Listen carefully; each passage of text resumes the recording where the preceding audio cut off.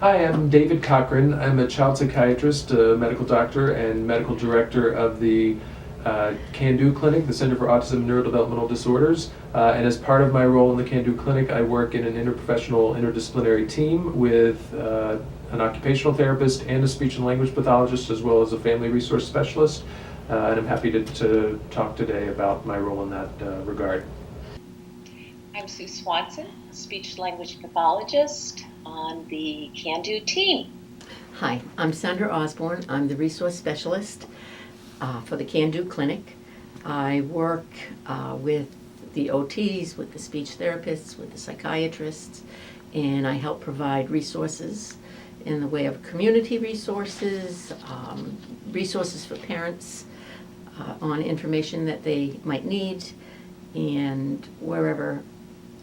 and whatever I can do to help them.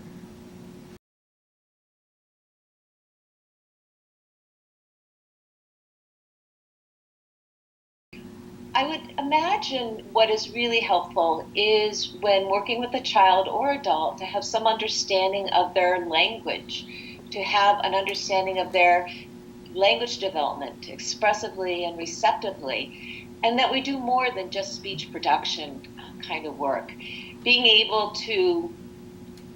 really maximize the child's optimal functioning really requires that as a professional we each understand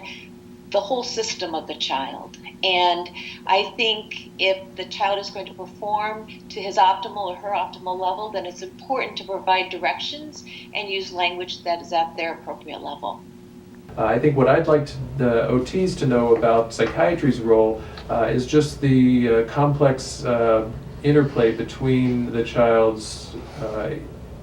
underlying psychiatric comorbidities, whether that be anxiety or ADHD or mood disorder or even psychosis or other issues, that how that really impacts the child's functioning, and how it's very important to take those things into account when assessing a child's functioning, because treatment of those underlying disorders can really go a long way towards making your job easier, and also the child's ability to function in various environments much easier for them.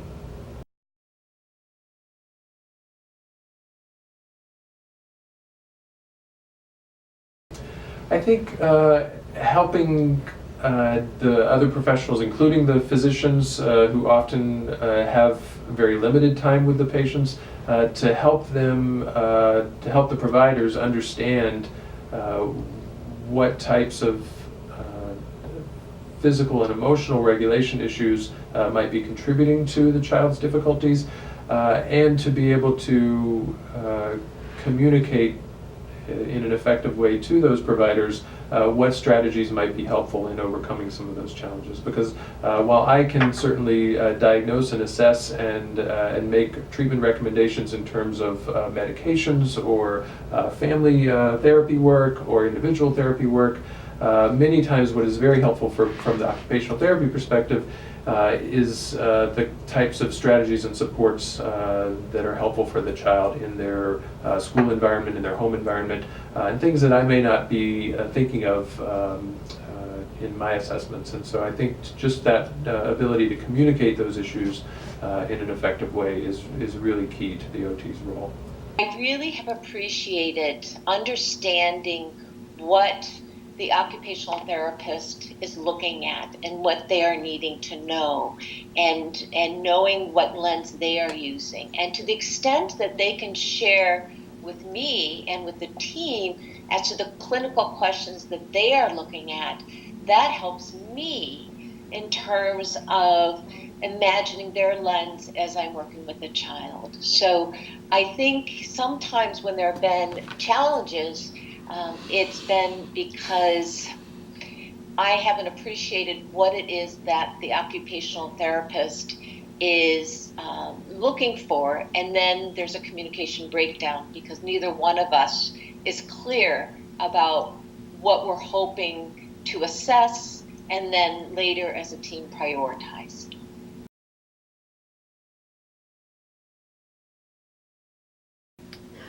At the Can Do Clinic, during our team evaluations, I sit in on a debriefing after the speech OT and psychiatrist have done their evaluation. It's at this point that we describe the different findings, and I am given some homework to do, so to speak, to find different resources for the family. I think this is a really important time for everyone at that meeting, so we can better get an understanding of the child and their disabilities. I think one of the things that has been most helpful is appreciating as a team our roles and how much we overlap. And because of that, we understand each other's language and then are able to communicate better with the parent. Knowing and understanding the PEO model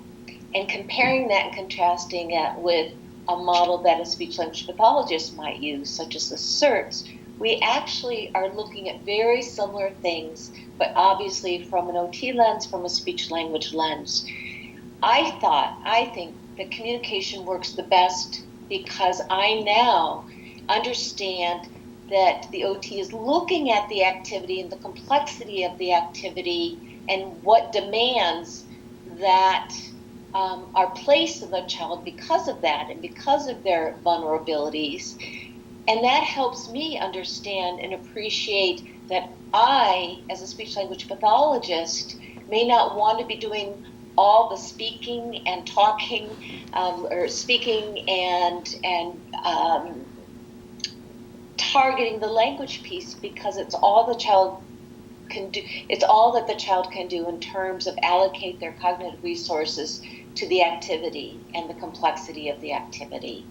So we operate best when we understand each other's clinical models of care and assessment. And by doing that, we naturally provide an integrative clinical model that I then think helps prioritize the therapeutic goals.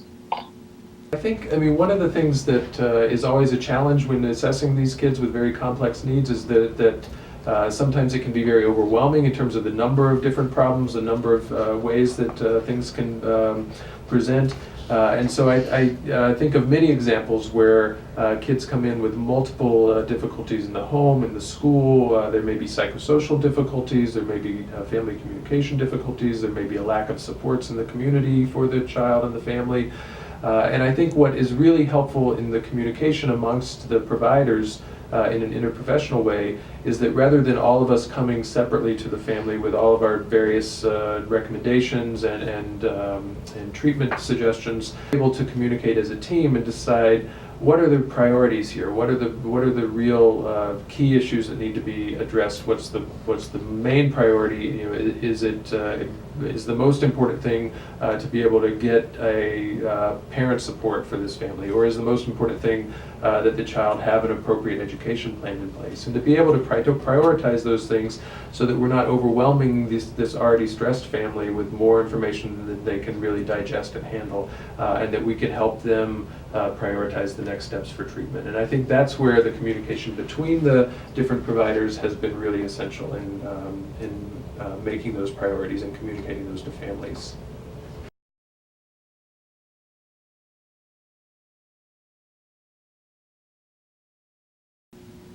I would love for OTs to be able to provide me with more factual information,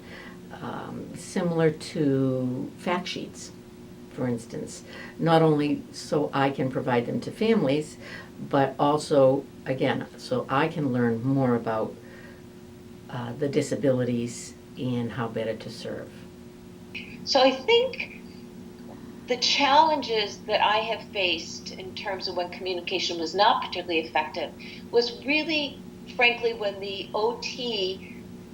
that I was working with didn't appreciate what the speech-language pathologists did. That we do more than speech, that we actually can help a lot in terms of providing information that will allow the OT to do their best job. we actually, as speech language pathologists, want to make your life easier, not harder. And so by sharing the language level of the child, what demands you can place on the child verbally, how to stop talking and allowing the child process time, these are the things that are going to optimize your assessment and your treatment. And when an OT doesn't understand that we can help you with that and help the child and the parents with that, then so much time and resources are lost. I will say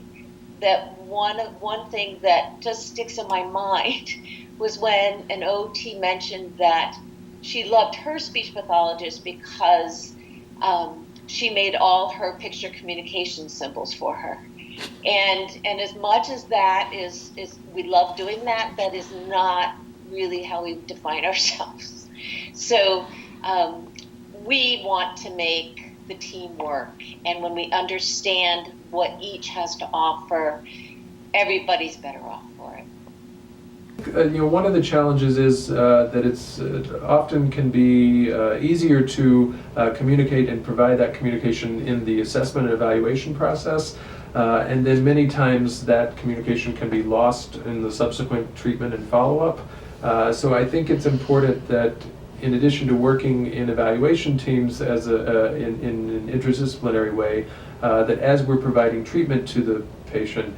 whether it's from the OT perspective, the psychiatry perspective, the speech and language perspective, or whatever professional is working with the patient, that they're maintaining that contact with with the other providers over the course of the treatment. So I think many times I've been faced with kids that I'm seeing for a short time for treatment, and I may not be getting the full information from the family in talking with them about some of the challenges and struggles a family is facing. And so I think having the other providers that may be spending more time with the families, that may be really assessing that functioning level at a much deeper level than I am able to do, to maintain that flow of communication. This is one of probably the biggest challenges to ongoing treatment of kids with these complex needs, is just maintaining those lines of communication. So anything that can be done to facilitate that communication or make that an easier process, I think goes a long way to helping these families and these kids.